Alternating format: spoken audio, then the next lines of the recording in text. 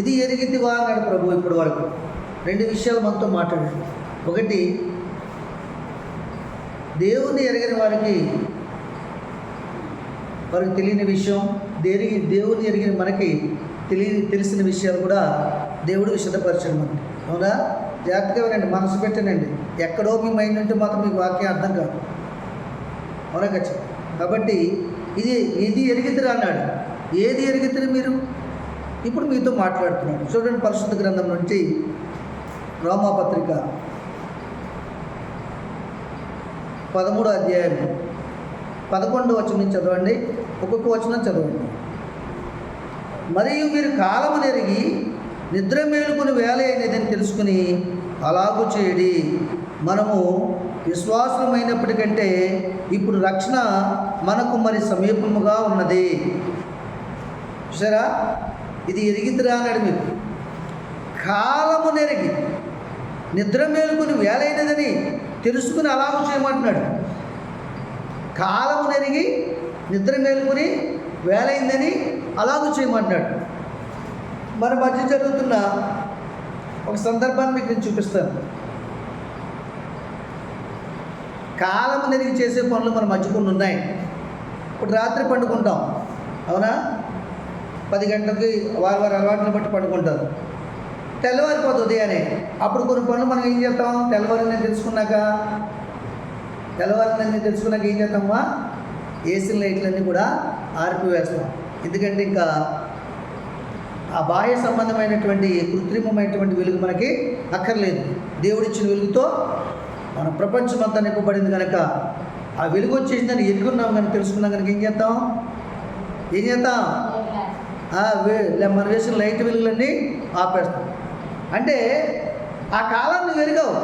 నిద్రపోయే వేళ అయిపోయింది, మెలుగు కలిగి పనులు చేసుకునే వేళ వచ్చిందని ఎరిగి వేసిన లైట్లన్నీ ఆర్పేసి ఆ వెలుగులోని పనులు చేసుకోవటానికి, దేవుడిచ్చిన వెలుగులో పనులు చేసుకోవటానికి ముందుకు నడుస్తావు.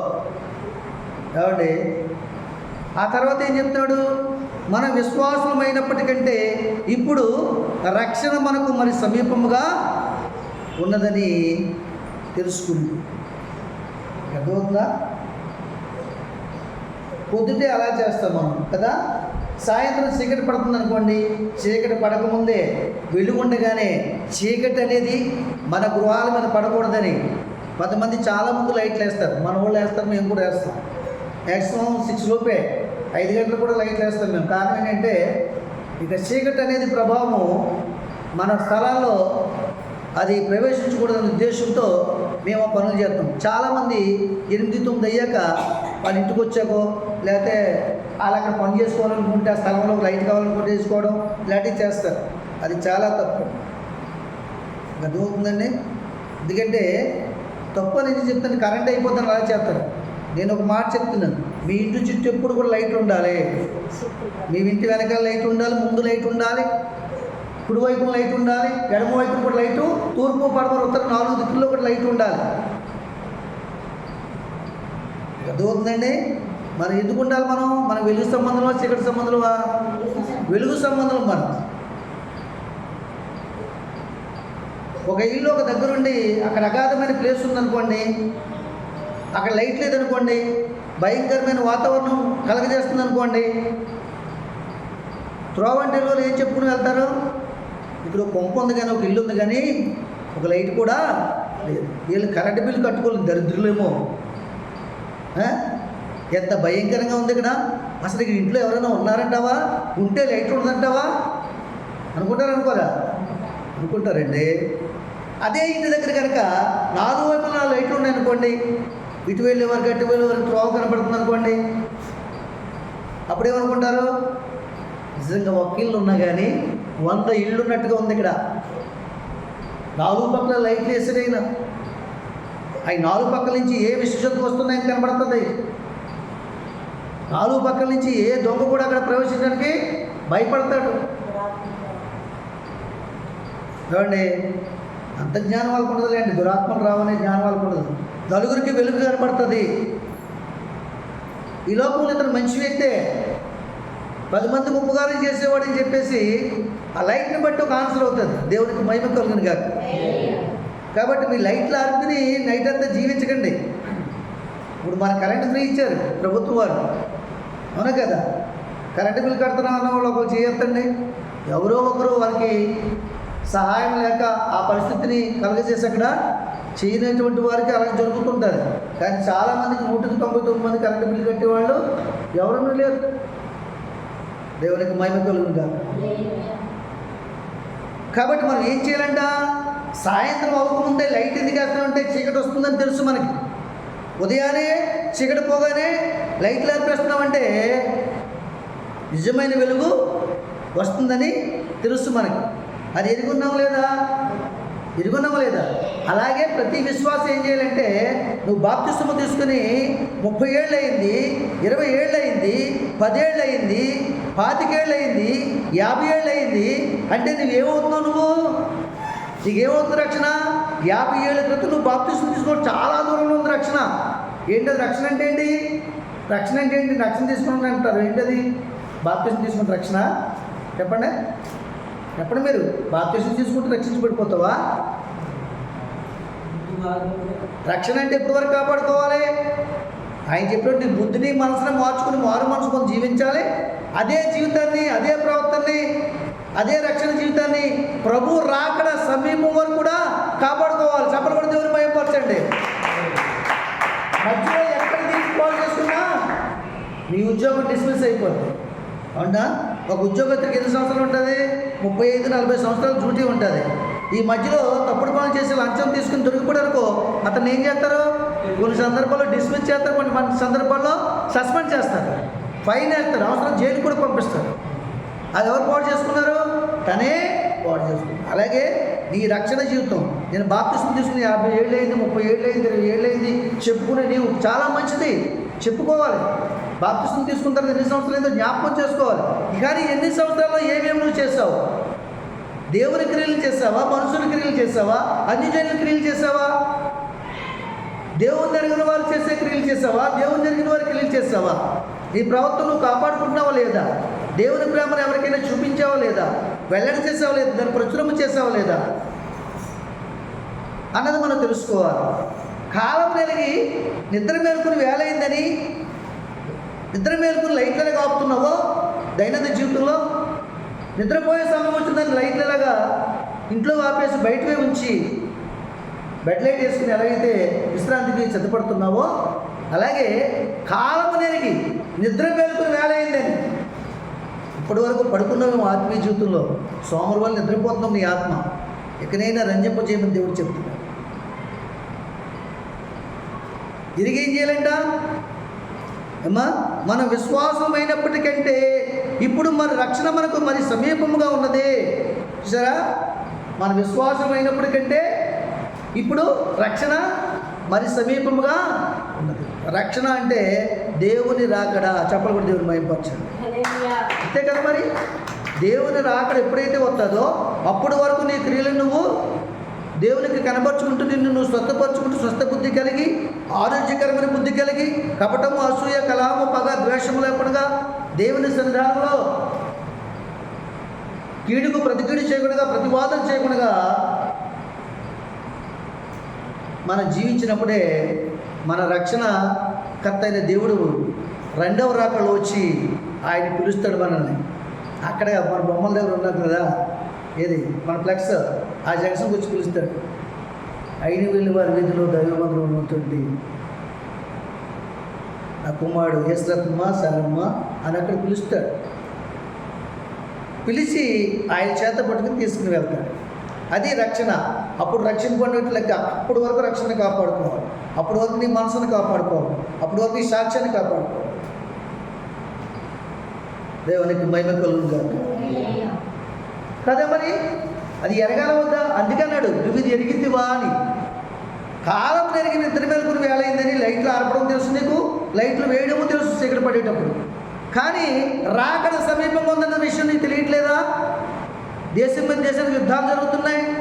2 సంవత్సరాలు, 3 సంవత్సరాలు, 4 సంవత్సరాలు కూడా యుద్ధాలు జరిగాయి. మొంట వరకును జరిగాయి లేదా? దేవుడు ఏం చెప్పాడు? ఆ రాకడ సమయంలో దేశం మీద దేశము యుద్ధానికి వెళ్తుంది. అత్త కోడల్ని భక్షిస్తుంది, కోడలు అత్తని బాధపడుతుంది, కుమారులు తండ్రులకు వేరే జీవిస్తారు, తల్లికి వేరే జీవిస్తారు, ప్రేమ చల్లారిపోతుంది. అవి రాయబడి ఉందా లేదా? మరి అన్నీ చదివేటప్పుడు మనం ఏం చేయాలి? సిద్ధపడాలొద్దా? సిద్ధపడాలొద్దండి. సిద్ధపడాలని ఏం చేయాలి? సిద్ధపడాలని ఏం చేయాలంటే అక్కడ చెప్తాడు చూడండి 12వ వచనంలో, రాత్రి చాలా గడిచి పగలు సమీపం ఉంది కనుక మనము అంధకార క్రియలను విసర్జించి తేజస్ సంబంధమైన యుద్ధోపకరణము ధరించుకుందాము. చూసారా,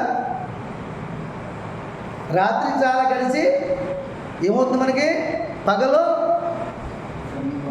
సమీపంగా ఉంది. ఈ పాపలోకంలో చాలా కాలం జీవించాం మనం, చాలా కాలం గడిచిపోయింది. అవునా? ఇప్పుడు నాకు ఎన్నో సంవత్సరం మీకు తెలుసా? నాకు ఎన్నో సంవత్సరమో? 55 సంవత్సరాలు. 55. రేపు జనవరి 1వ తారీఖు వస్తే ఆ రోజు పుట్టానో లేదు నాకు కూడా తెలియదు. వాళ్ళు ఆ రోజు డేటు బళ్ళు వేశారు కాబట్టి దాన్ని కూడా చెప్తున్నారు. అసలు నా బర్త్డే డేట్ నాకే తెలియదు, కానీ ఆయనకి తెలుసు. దేవుని స్తోత్రం. ఇప్పుడు 55 సంవత్సరాలు పూర్తి చేసుకున్న నాకు పుట్టినరోజు చేసుకోవడం అంత అవసరమా? చెప్పండి మీరు. అవసరమా? ఎందుకు అవసరం లేదు చెప్పండి. ఎందుకు అవసరం లేదంటే 55 సంవత్సరాలు సాగుకు దగ్గర అయిపోయింది కదా. మరి నా సంవత్సరాలు ఏమైపోతుంది? తరిగిపోతున్నాయి.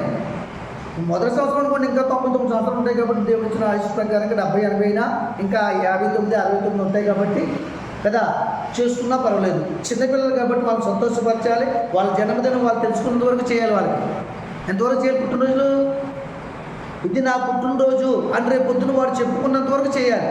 ఆ వయసు వచ్చినంత వరకు. ఏ వయసు వస్తే చెప్పుకుంటాడు వాడు? విచిత్రమైన బోధలా ఉంటుంది మీకు. ఇది పరలోక రాజ్య సంబంధమైంది, లోక సంబంధం విచిత్రంగానే కనపడుతుంది. దేవుని రాజ్య సంబంధం మాత్రం సత్యం మెరిగి మరీ రుచికరంగా కనబడుతుంది. దేవుని స్తోత్రం. ఎన్ని సంవత్సరాలు చేయాలి వాళ్ళకి?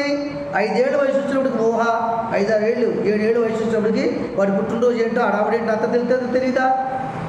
తెలుసండి. నేను మొన్న ఒక ఫ్యామిలీని తీసుకెళ్ళాను, టూర్ తిప్పాను ఈ పరిసర ప్రాంతం మన తూర్పుగోదావరి జిల్లాలో. 3 ఏళ్ల వయసు ఉన్న కుర్రాడు అన్నీ చెప్తున్నాడు. కారు, బస్సు, లారీ, వ్యాన్, వాళ్ళ మమ్మీ పేరు, డాడీ పేరు అన్నీ చెప్తున్నాడు. ఇంకా స్కూల్లో వెళ్ళేది. గోతులు పడింది అనుకోండి, అమ్మ తాత నన్ను దేనికని తగ్గుకుంటాడు అనుకోండి, అద్దరి పేరు లేదు దేనికని సీటుకి కానీ, అమ్మ తాత ఊపే దేవుని స్తోత్రం. అంటే నేను గోతుల్లో పడే చేస్తున్నానండి. అప్పుడు నేనన్నాను, మామూలు తెలివైనడు కాదు మీరు అబ్బాయి. దేవుని స్తోత్రం. వాడు పుట్టినరోజు సందర్భంగా వాళ్ళ డాడీ ఇంచుమించు 20,000 ఖర్చు పెట్టారు. ఓన్లీ వాడిని అలా తిప్పు రావడానికి 2 days. మంచి హోటల్ తీసుకున్నారు, 10,000 రూపాయలు ఖర్చు అయింది. కారు బుక్ చేశారు, 7,000 అయింది. ఖర్చులకు 3,000, 4,000 అయి ఉంటాయి. దేవుని స్తోత్రం. వీడి కోసం తీసుకొచ్చేవాడిని చెప్పారు. వాడికి ఓ తెలియదు అసలు. అంటే గుర్తించగలడు, గమనించగలడు, కానీ అంత జ్ఞానం వాడు లేదు. 3 సంవత్సరాల పిల్లడికి ఏముంటుంది? వాడి కోసం వాళ్ళ తండ్రి అలా చేయడం తప్పు కాదు. వాళ్ళు తెలిసి వాళ్ళ పుట్టినరోజు వాళ్ళు తెలుసుకున్నంత వరకు నా పుట్టినరోజు ఇది, నా జన్మదినం ఇది అని వాళ్ళ సంవత్సరాలు ఎక్కించుకోవడానికి క్రైస్తవ కుటుంబాలుగా మనం చేయవలసిన బాధ్యత ఉంది. ఆ తదుపరి చేయవలసిన బాధ్యత లేదు. ఎందుకంటే 25 ఏళ్ళు 30 ఏళ్ళు అయినా వాళ్ళ ఆయుష్కాలం తరిగిపోతుంది తప్ప పెరగదు. మరి అలాంటప్పుడు తరిగిపోయేదానికి మనం ఎలా చేస్తాం? నువ్వు చేరు ఊడుస్తున్నావండి, సంవత్సరం పంట తగ్గిపోతుంది. ఇంకా ఊడుస్తావు మానేస్తావా? అదే పంట బాగా పడుతుంది అనుకో, పెరుగుతుందనుకో, ఏం చేద్దాం? ఇంకా ఎక్కువ ఇంట్రెస్ట్ చూపిస్తావు, ఇంకా దానికి ఎక్కువ గెత్తం ఎక్కువ వేస్తావు, ఎరువు ఎక్కువ వేస్తావు. అవసరమైతే ఇంకొక 2 ఎకరాల పక్కన ఉంటాయి, అది కూడా తీసుకుంటావు, అది కూడా చేస్తావు. ఎందుకంటే నువ్వు బాగుగా ఎదుర్కొన్నావు దాన్ని పండించడం. దానికి ఏ లోటుపాటులో చూసుకోగలవు. అలా కాకుండా పండకూడదు నీకు నష్టం కలిగిస్తుంటే మరి దాన్ని చేయగలవు? మనం చేయలేము. అలాగే గుర్తెరగాలి. పిల్లలకి పుట్టినరోజు, ఆ పుట్టినరోజులు పెట్టుకుని లక్షలు ఖర్చు పెట్టేసి, వేలు ఖర్చు పెట్టేసి, అప్పులు పాలై, ఆకలిగా చదివించడానికి బుక్స్ డబ్బులు లేక, ఫీజు కట్టడానికి డబ్బులు లేక వాళ్ళ భవిష్యత్తును పాడు చేయడం మన న్యాయం కాదు. దేవుని స్తోత్రం. అలాగనే కాలం నెరిగి భక్తి చేయాలి. ఈ దినాలు తరిగిపోతున్నాయి, సంవత్సరాలు తరిగిపోతున్నాయి, నేడు వల్ల సాగిపోతున్నాయి. ఆయుష్కాలం తరిగిపోతుంది. మనం ఏం కలిగి ఉండాలంట? రాత్రి చాలా గడిచి పగల సమీపంగా ఉన్నది కనుక. రాత్రి చాలా గడిచిపోయింది, మనకు ఇప్పుడు ఏముంది? పగల సమీపంగా ఉన్నది. 5 అయిన తర్వాత 6 అయిన తర్వాత కూడా పడుకున్నారు అనుకోండి, ఏమంటారు వాళ్ళని? తల్లిదండ్రులు పిల్లల్ని, ఒరే సోమరే స్కూల్కి టైం అయిపోతుందా, 6:05 టైం, నీకు అరగంట టైం ఉంది, ఎప్పుడు ఇవన్నీ చేసుకుంటూ ఎప్పుడు బయలుదేరుతావు, హోంవర్క్ ఎప్పుడు చేస్తావు, స్నానం ఎప్పుడు చేస్తావు అంటారంటరా. మనకు కూడా రాత్రి చాలా గడిచిపోయింది. ఈ బాప్తిస్మం తీసుకున్న తర్వాత 30 సంవత్సరాలు అయిపోయింది, 20 సంవత్సరాలు అయిపోయింది, కానీ ఇంకా అంధకార క్రియలు, అంధకార సంబంధమైన క్రియలు ఇంకా నీలో ఉన్నాయేమో ఒకసారి ఆలోచించి. అంధకార సంబంధమైనటువంటి క్రియలను విసర్జించి ఏం చేయాలంటే విసర్జించడం అని తెలుసా? మీకు చాలాసార్లు చెప్పాను. విడిచిపెట్టడం వేరు, విసర్జించడం వేరు. విడిచిపెట్టడం వేరు, విసర్జించడం వేరు. విడిచిపెట్టిన దాన్ని మరలా ఏం తెచ్చుకోవచ్చు మనం. ఎక్కడైనా మర్చిపోయి విడిచిపెట్టిన దాన్ని మరలా ఏం తెచ్చుకోవచ్చు, అవును కదండి. కానీ విసర్జించిన దాన్ని తెచ్చుకోలేము. అది మనకు అక్కర్లేదని నిర్ణయించుకుని విసర్జిస్తాం కనుక తెచ్చుకోవాల్సిన అవసరం ఉండదు. ఒకవేళ తెచ్చుకుందామని తెచ్చుకోలేము. విసర్జించే కొన్ని ఉంటాయి, విడిచిపెట్టేవి కొన్ని ఉంటాయి. విడిచిపెట్టే వాటిని మాత్రమే తెచ్చుకోగలం, మరలా హృదయంలో పెట్టుకోగలం. గతంలో నువ్వు మొదట్లో బాప్తిస్మం తీసుకున్నప్పుడు, రక్షణ పొందుకున్నప్పుడు మరి నమ్మకంగా జీవించావు, వాటిలన్నింటిని కూడా విడిచిపెట్టావు. ఇప్పుడు మళ్ళీ తెచ్చుకుని హృదయంలో పెట్టుకున్నావు. కాబట్టే నీలో కోపము, పగ, ద్వేషము, అసూయ, ఒకరంటే ఒకరు పడదు. వచ్చే ఆదివారం చెప్తాను, మీలో కక్షలు ఉన్నాయని నాకు తెలుసు, దేవుడికి తెలుసు. మీకు అర్థమవుతుందండి? మీలో కక్షలు ఉన్నాయి, మామూలుగా లేవు. ఆ కక్షలు ఎలా కనబడితే తెలుసా? చూపించమంటారా? ఇప్పుడు ఒక విషయాన్ని చూపిస్తారు.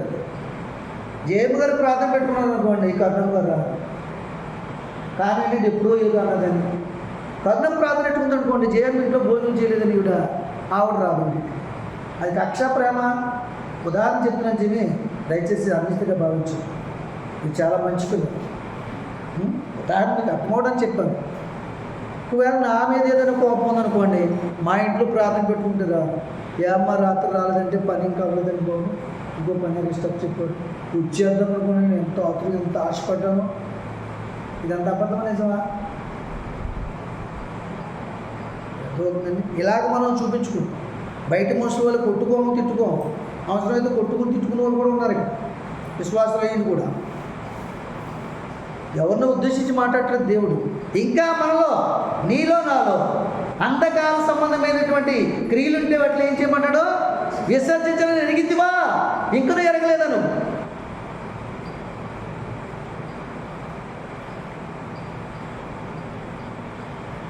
ఎంత వయసు వచ్చినా సరే, ఎంత బైబిల్ చదివినా సరే, ఎన్ని పాటలు పాడినా సరే, ఎన్ని సంవత్సరాల వాక్యం వినా సరే, ఆఖరి రోజు వరకు బైబిల్ నేర్చుకోవాల్సిన అవసరత చాలా ఉంది. చెప్పలబడ్డ